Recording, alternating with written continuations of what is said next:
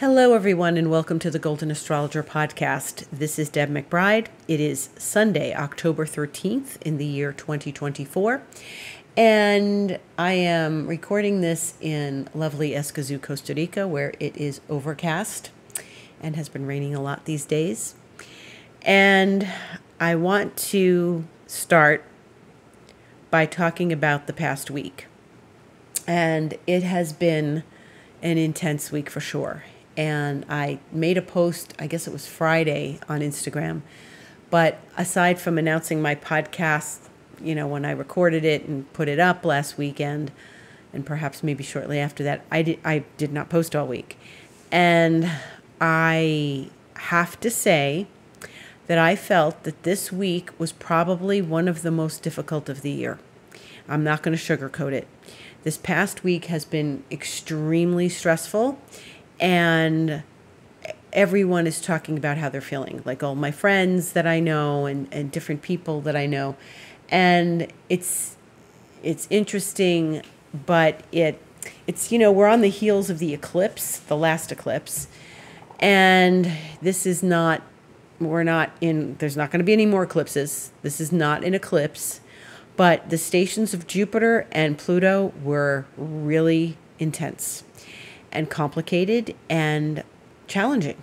And I think it was challenging when Pluto changed signs back up in January, and then it was hitting all the planets. There was a lot of energy. It didn't feel bad energy. It didn't feel difficult. It just felt like a lot. It was a lot. And maybe just a little bit too much. And of course, my nervous system reverberates to that because it went into Aquarius and all. But I'm really grateful that Pluto has shifted direction, and I'm really grateful that it's moving forward now out of Capricorn into Aquarius. But that won't be till November 19th when Pluto goes into Aquarius for good. But I expect these next weeks to still continue to be somewhat intense. I'm really glad we're over this hump of the station of Pluto. I have heard stories of anxiousness. I have heard stories of people waking up in the middle of the night anxious. I had a knot in my stomach all week. It was really hard for me to do anything that wasn't exactly in the present moment. I had to move very slowly and methodically through every moment and be very present and stay focused. There were a lot of stressful things, and you know what? They are things that shouldn't have caused the level of stress that they did, but some of it was just way too complicated and more complicated than it needed to be. So I give everyone credit for getting through this, and I give myself a lot of credit for getting through this week. I'm really hoping the level of intensity is behind us now, because this was just too much. It was just too much. And I hope that all of you out there who are listening to this have some outlet for yourselves during this time. For me, the thing that worked the most was meditation and Joe Dispenza breath work, and just staying focused on the moment. And I did things for myself. I didn't have a lot of caffeine. I had some very nutritional beverages. I made sure I got enough sleep. I did go for some walks. That helped me quite a bit. But mostly I stayed focused on getting through stuff. And Friday was particularly intense. And once that pivot happened, once Pluto moved, then I knew we were like on the other side of this. But there's still the reverberations. Things fall out. Once we have a station like this and the planet moves forward, then we shake out the energy. Then, the problems we start to find solutions. The other thing that helped me a whole lot was my 5D Lemurian Reiki. And I'm very, very pleased that I studied this 3 years ago and got certified and have this available to me, because it really helped me center. And the things that were problems during the week, and there were problems, it wasn't just this random feeling of anxiousness, there were things that I had to get through. And I just used my Reiki to Reiki them and get them free of stress and problems and issues and arguments. And not that there were just to avoid the arguments. I didn't want to have arguments. So not that I was having arguments, but there were conundrums during the week. There were conundrums, things that we had to sort out. And I used the Reiki to sort them out. I did some clearings on certain aspects of my life. And, this Reiki, I use it very specifically to clear up problems, like certain things that were giving me issue during the week. I just went in and cleared the energy around them. And they were certain very material world problems, but I was able to clear the energy in the 5D so that the 3D improved and moved forward. And so I have been doing that practically every day this week, and that has made a huge amount of difference. So if you are interested in clearing up the static that sits around you right now and the issues that sit around you right now, and there are things that you have to get through, I highly recommend this Reiki. It's wonderful. And you can set up a session with me on thegoldenastrologer.com, click book online, and 5D Reiki, Lemurian Reiki is there. And you can have sessions, like buy multiple sessions. You can also study it with me. It's a handy tool. It's a really handy tool, and I've learned how to program certain things in my life because of this, and it's helped me tremendously. So I highly recommend it. I highly recommend having many sessions, doing the things that are going to get through this. And, we still have some weeks till Pluto gets into Aquarius, and my teacher always used to say that these are times of great death anxiety, and it's because it's an ending. And you can call it death anxiety. That's what the therapist that he studied with and he taught us his method, Dr. Robert Langs, that's what Dr. Robert Langs called it, death anxiety. And he called it that in his practice.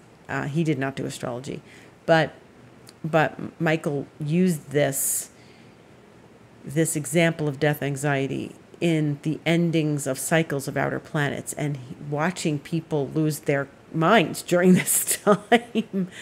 And it's been really, really challenging. Like I said, I'm not sugarcoating it. So I am hoping that now that we're moving through and out of the eclipse season, which will officially happen this coming week, that we are going to get past this heaviness, these feelings that we've all been carrying around. Today is a particularly active day astrologically. One of the nicest things about today is that the sun is going to trine Jupiter exactly at 11:52 p.m. Eastern Time, and that will be 9:52 p.m. My time. But it's really lovely that the sun is trining Jupiter. It gives us hope. It gives us vitality. It gives us energy. I talked about this last week here. But there's other stuff going on around that. But I reckon that particular aspect is going to smooth things over for us. And we have to be optimistic and find the good in our lives and focus on self-care and self-love.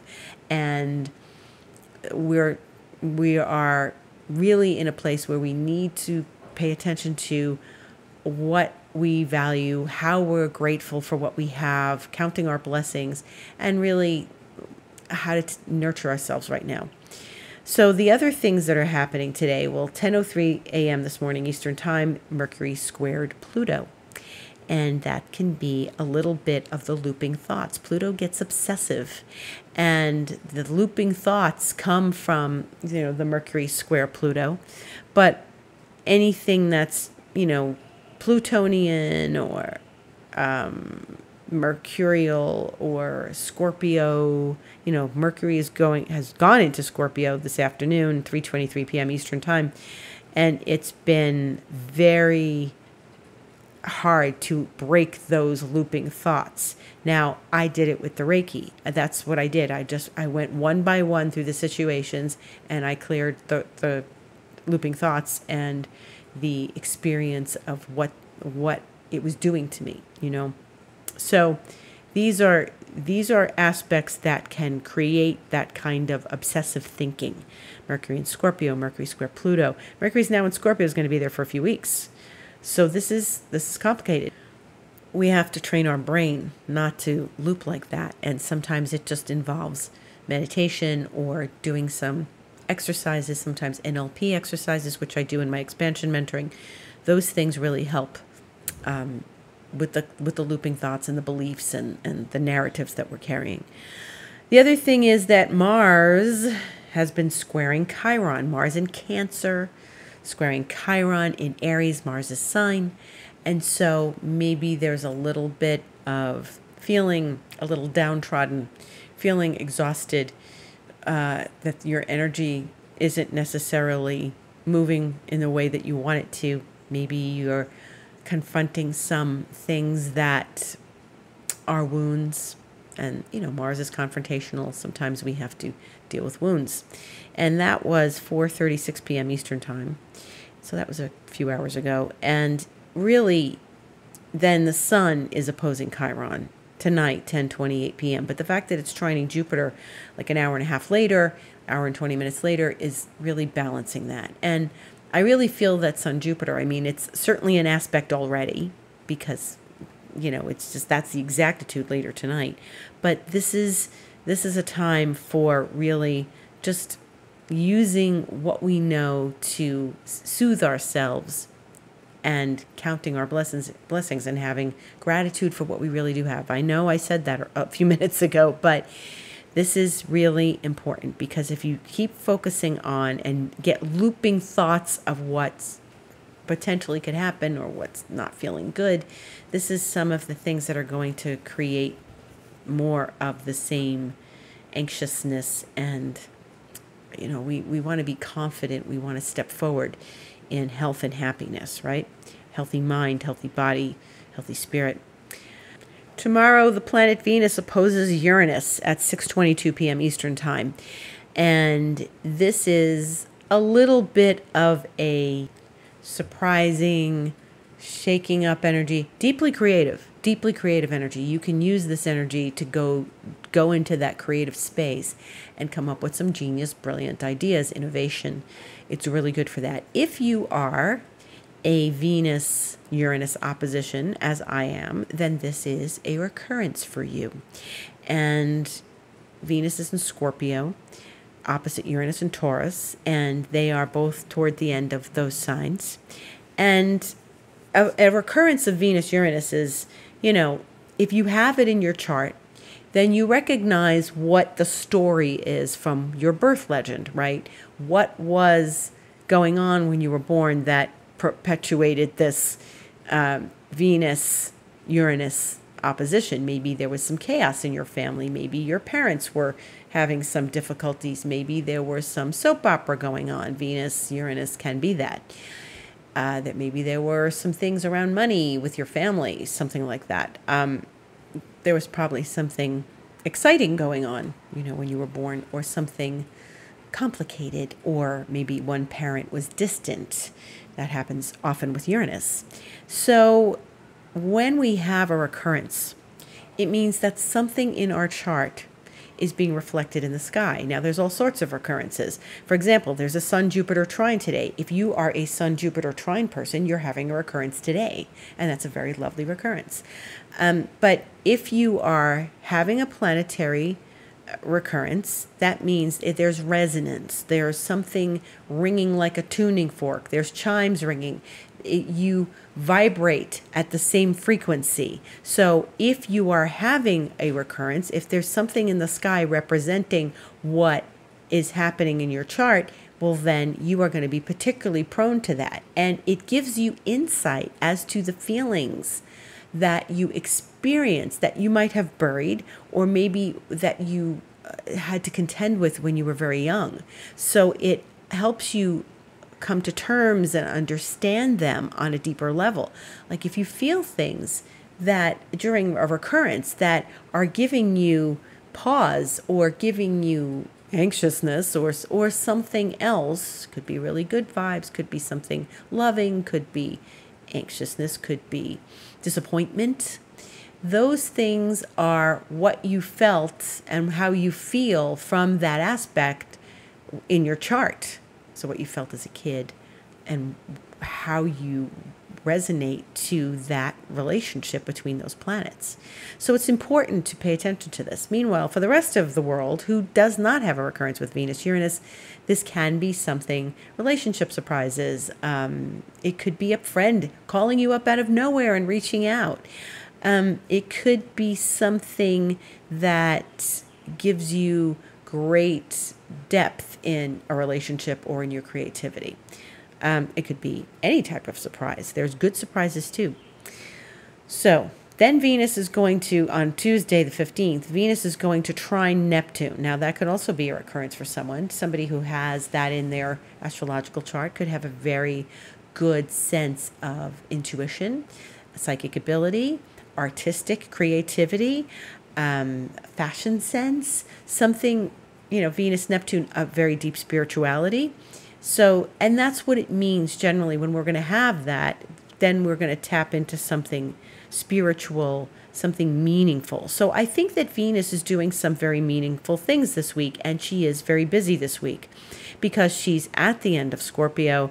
She's opposing Uranus on Monday. She's trining Neptune on Tuesday, and that one happens at 8:49 p.m. Eastern Time on Tuesday.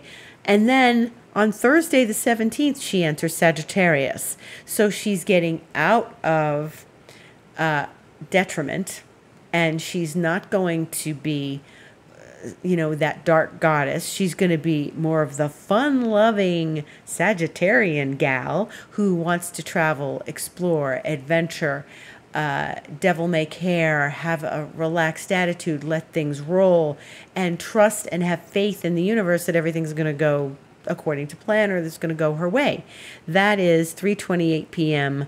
Thursday the 17th. Now, Thursday the 17th is important for another reason. That day we are having a full moon, and it is the monthly full moon on the Thursday the 17th at 24 degrees Aries. And that full moon occurs at 7:26 a.m. So you'll see it Wednesday night, you'll see it Thursday night, but that's in this region of the world. That's 7:26 a.m. Eastern Time, Thursday morning. And it's going to be the lunation that kicks out the eclipse period. Okay. So when I said that this upcoming week is going to have aspects that kick things out, that's really good because we're going to finally be finished with the eclipses, and thank heavens. Because I think this was just way too much. The energy from the eclipse was enough, and then to get into this whole Plutonian transit of shifting direction, and Jupiter shifting direction, and still having the eclipse hangover from the week before. It's, the energy of the eclipse still was hanging around, and it just exacerbated everything we finished when we felt this week, those transits we were feeling. So we now have, I think, better days coming as of Thursday. There's, there may be one more kicker from the moon as it's at 24 degrees Aries, and, it's going to square Mars not long before it opposes the sun. So there's little agitation there. If you feel it, the night before, don't be surprised. It's the moon in Aries squaring the ruler of Aries. So just try to do some mellow things that day. If you're in a different time zone and it's happening, Wednesday for you rather in the wee hours of Thursday, well then, or it's later for you on Thursday, do things that are going to help mellow you out, use up the energy. It's Aries energy. And it's ruled by a Mars that isn't a sign that isn't terribly conducive to Mars. Mars is in Cancer. So this is something interesting. They are going to meet up at 4:44 a.m. Eastern Time, and that's, a couple hours before the actual full moon occurs. So this is something that we want to pay attention to because there's information in this for us, and we want to, move with this information and try not to get agitated, okay? Letting go is a really good piece of advice for this one, okay? Don't let yourself go to bed angry. Don't let yourself wake up angry. Wake up and channel some element of love, okay? Wake up and say, where can I express love towards my partner, towards my children, towards, a family member, my animals, my garden, something, try to approach the day lovingly instead of with anger and frustration. So that's a big one for Thursday. Try to work through things so that they are not making you feel more agitated. We don't need more agitation. We're letting go. We're going to have this nice big release of energy. The eclipses are released. They are finished. Goodbye for 6 months. And now we can start to really step forward. And the happy news is that Venus that same day, is going into Sag, as I mentioned. So this is good. I really feel like this is going to be a relief. I remember, I think it was last year, that when Venus made that transition from Scorpio to Sagittarius, it was like a breath of fresh air. I remember feeling that, and I think that this Thursday is going to be a breath of fresh air. So hang in there these next few days. Feel your feelings. Don't deny them. Don't go into denial. Allow the things to come up. Feel everything. Allow yourself to process it, move through it, let the energies move through you, and then Thursday is going to be, I think, a big release and some breaths of fresh air. Now that we are finally saying so long to the eclipses, we are really now able to move forward on projects and do things that we've been waiting for, and things that are projects that we wanted to launch. Things that we didn't want to move forward on until after the eclipse season was finished. Now we can start thinking about this. And I'm thinking about what I have on my desk, what I want to do next. And, I think it's going to be less distracting energy as we go forward in these next days. Yes, Pluto is still leaving Capricorn. Yes, it's going into Aquarius. Yes, this is the backdrop. And there is still going to be some tensions around that. We're saying goodbye to the last 16 years. This is powerful and important and can be challenging. So when we rid ourselves of the eclipses, I think this is just going to lighten up the energy a bit. And I like the fact that Venus is in Sag, or is going into Sag. I think this is going to help tremendously as we move forward into this week and as we move over these next few weeks. While Venus has been in Scorpio, she's ruled by Pluto, because Pluto rules Scorpio, and she's been ruled by this Pluto that was stationing to go direct, that was hovering in the heavens. And she's now going to be ruled by Jupiter, which also has been hovering in the heavens, but it's not while she was in the sign. So once she goes into Sag, Jupiter's already retrograde. So she's going to be ruled by Jupiter, which is retrograde. She's going to help with the integration of what we've been through in these last months, since June or so, when Jupiter stepped into Gemini and when it changed signs from Taurus. So this is really a better, lighter experience. Now, Mercury's in Scorpio, and it's going to be there for a little while. It's being ruled by this Pluto that it's getting ready to leave Capricorn. And so there's some, like I said, there's those nagging thoughts, there's those narratives, there's those circular thoughts and things going around and around a circle, But Pluto and Mercury, and like I said, there's an aspect with them today. We're looking at getting control over our mind, and using our techniques that we know and love that are going to help us stop the circles and grab a hold of things and use it for intense concentration and creativity. Okay, so we don't want to keep going around in circles with our thoughts. We want to continue to be fluid, and it does not serve us to be obsessive with those thoughts, right?